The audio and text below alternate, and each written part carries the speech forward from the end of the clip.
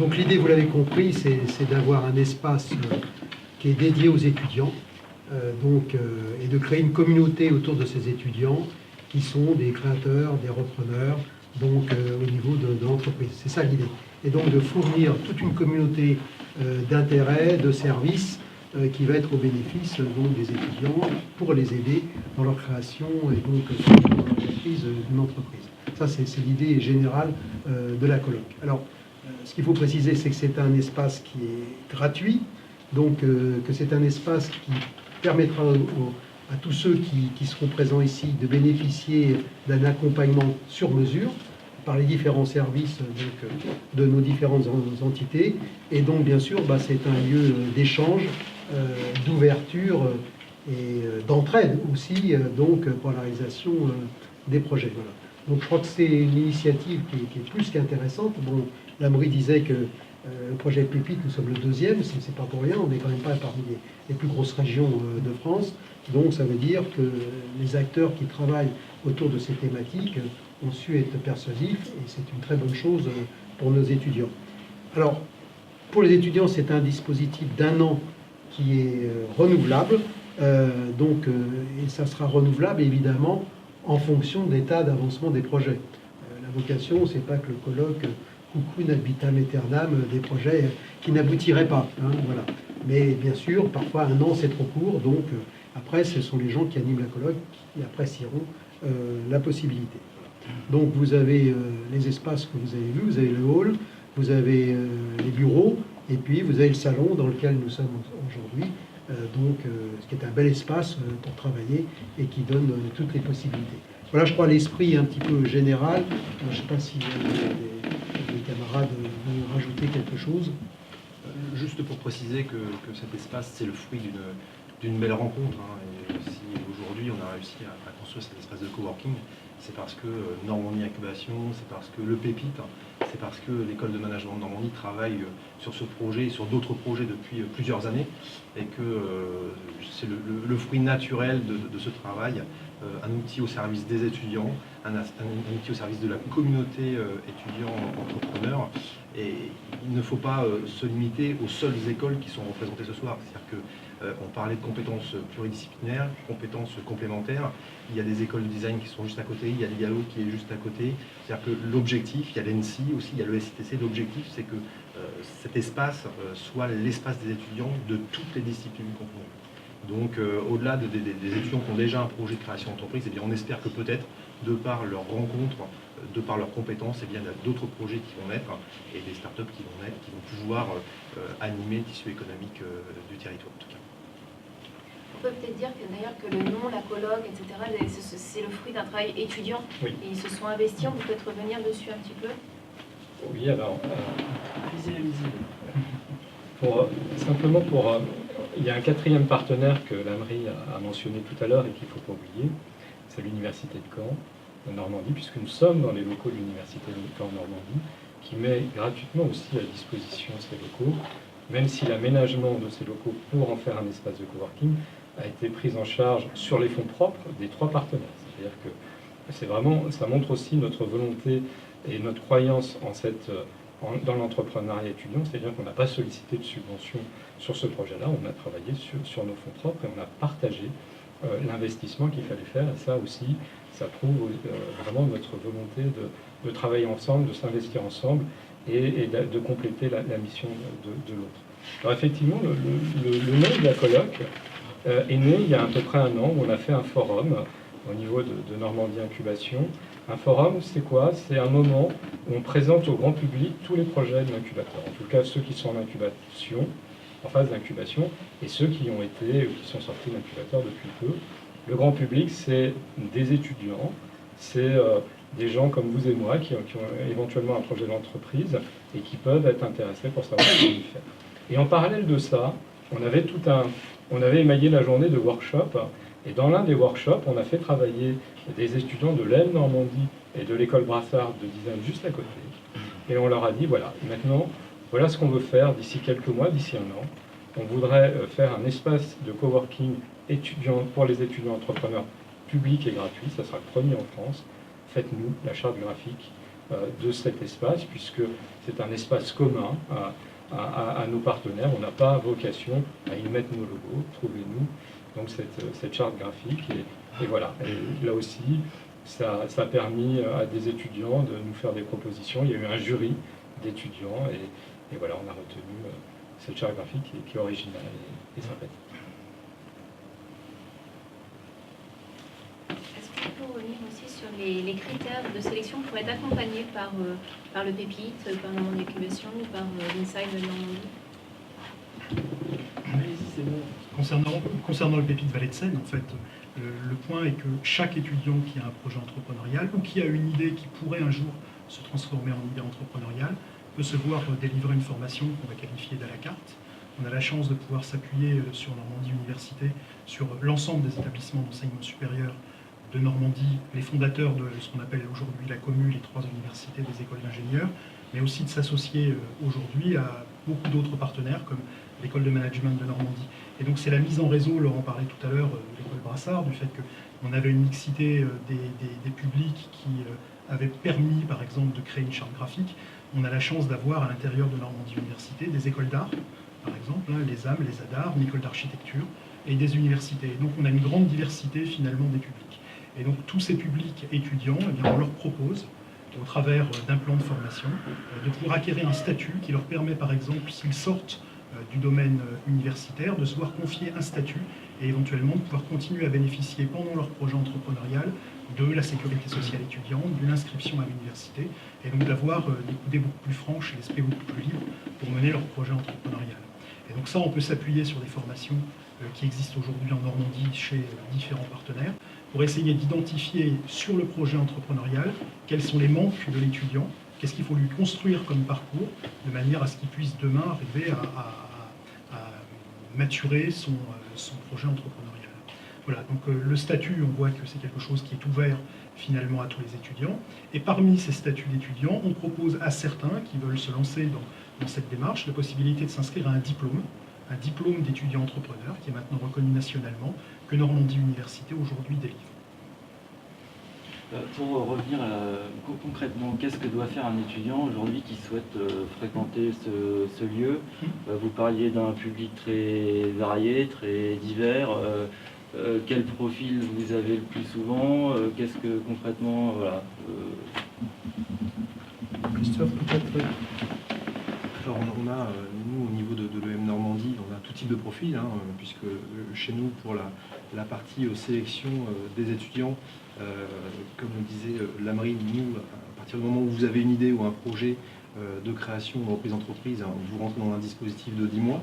Donc clairement, vous avez à l'entrée de la colloque un comité de validation qui va dire oui ou non si l'étudiant peut bénéficier de l'ensemble du dispositif de l'Inside de l'EM Normandie.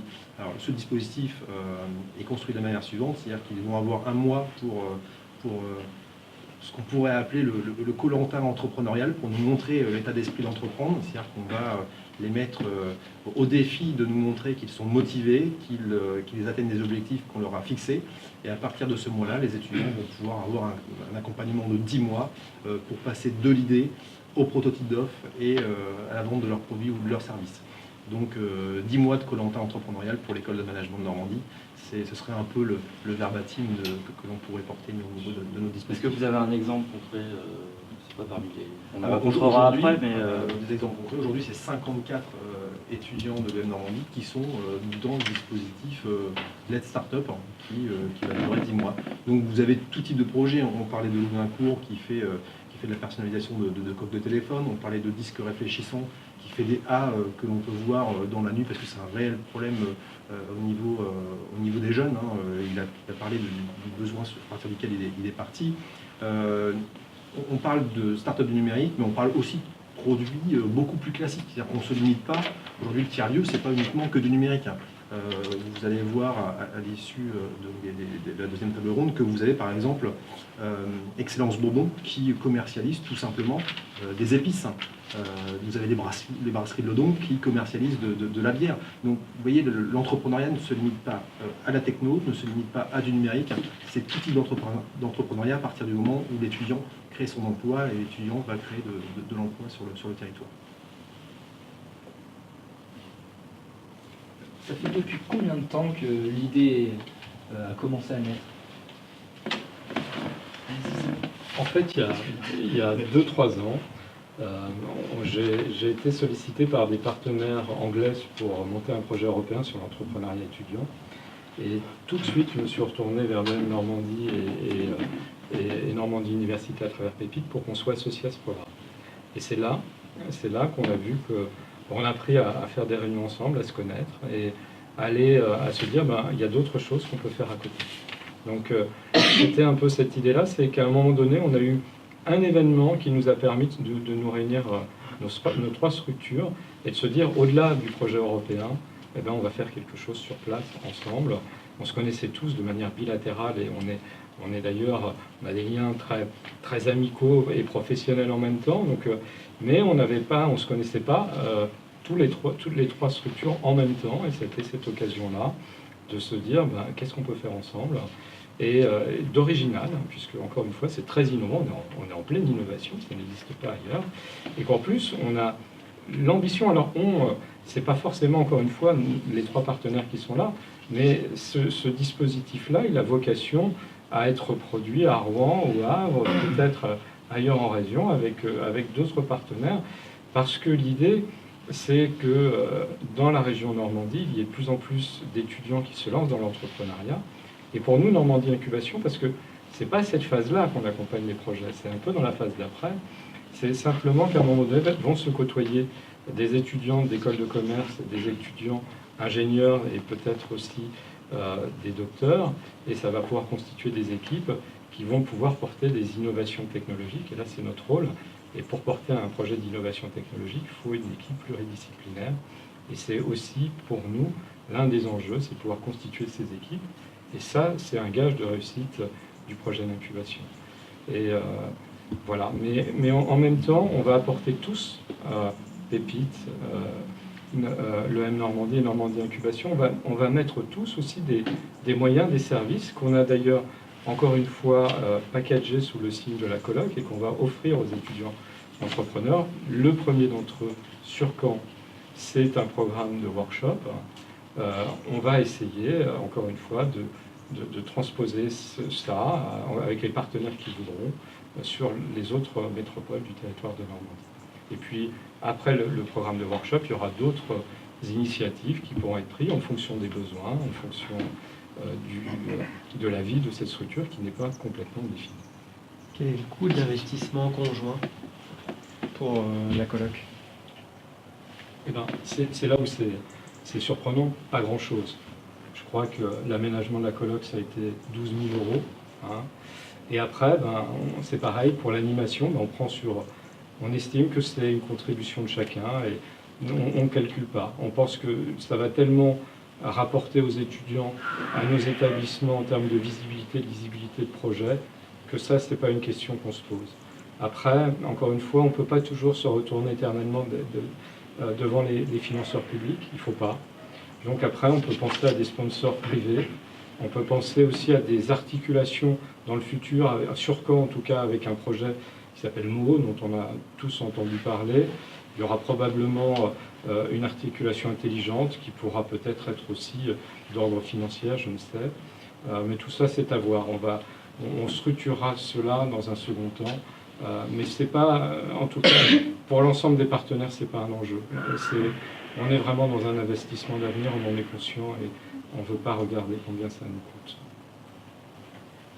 Je voudrais juste ajouter un mot peut-être sur ce que disait Laurent tout à l'heure, et j'insiste là-dessus sur la pluridisciplinarité, parce que vous nous demandiez des exemples concrets, finalement, tout à l'heure. On pourra vous fournir, par exemple, la semaine dernière, on a remis les prix de 6 lauréats pour le prix Tremplin Pépite régional, donc les 6 plus grandes innovations issues de Pépite. On pourra vous donner des informations et vous donner des informations là-dessus. Et en fait, en écoutant les lauréats, ils nous expliquaient bien le hasard des rencontres pour former ces équipes pluridisciplinaires. Et Laurent le disait, mais on le comprend parfaitement, il faut des gens qui sont spécialistes de commerce, de management, il faut des gens qui sont plus spécialistes sur la technique. Et l'un des indicateurs de réussite finalement de ce lieu, ce serait de pas seulement laisser faire le hasard pour les rencontres, mais aussi quelque part d'aider le hasard, en permettant à tous ces gens d'être ensemble et de se connaître et de se retrouver autour de projets d'innovation et de projets entrepreneuriaux. Et donc on veut jouer, j'allais dire quelque part des entremetteurs là, Après, on verra les hasards des rencontres, parce qu'il y aura encore une part de hasard, mais quand même essayer de faciliter un peu les choses, d'être facilitateur. Ça fait environ un mois que la colloque est lancée. Dans les différents établissements, ça représente combien de projets ou combien d'étudiants, juste la colloque?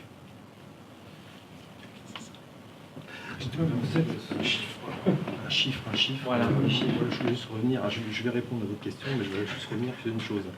Je voudrais dire que la colloque, ce tiers-lieu, répond à un vrai besoin. Aujourd'hui, sur le territoire, nous avions alors un certain nombre d'événements justement pour essayer de décémer, pour essayer de donner l'envie d'entreprendre aux jeunes.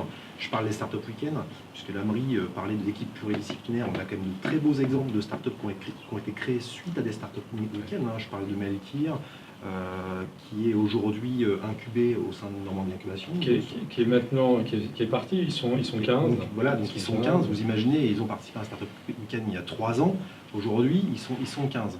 Et déjà, on travaille ensemble, puisque l'un des cofondateurs de Meltir est à l'école de management de Normandie. Les autres sont à l'université de Caen-Basse-Normandie, de l'université de Caen, pardonnez-moi. Donc voilà, déjà, on travaillait ensemble, on avait créé des ponts. Donc ce tiers-lieu, il y avait un vrai besoin. C'est-à-dire qu'il y avait des événements, il y avait de l'accompagnement dans des structures, mais les étudiants ne pouvaient pas se retrouver à un moment donné dans un lieu pour pouvoir avancer. Donc ça répond à un réel besoin. Aujourd'hui, sur les statistiques, alors nous, on n'a pas prétention de dire on va sortir 100 entrepreneurs, étudiants entrepreneurs par an. C'est pas du tout cela. Ce qu'on veut, c'est sortir des jeunes startups qui vont être pérennes dans le temps, qui vont pouvoir vivre de leur business. Ça, c'est un réel challenge qu'on se donne. Donc plutôt que de parler de 54 étudiants que nous avons à l'entrée de notre Koh-Lanta entrepreneurial de start-up, on va plutôt dire à la fin combien on espérerait avoir, donc une dizaine d'étudiants qui vont pouvoir créer leur entreprise et pouvoir en vivre. Ça, c'est extrêmement important pour nous. Voilà. Il y a une question, moi, je voudrais poser à nos amis étudiants. Je voudrais savoir qu'est-ce qui vous a poussé en fait à mettre en place votre entreprise, si tant est que vous ayez une entreprise aujourd'hui, et pourquoi la coloc?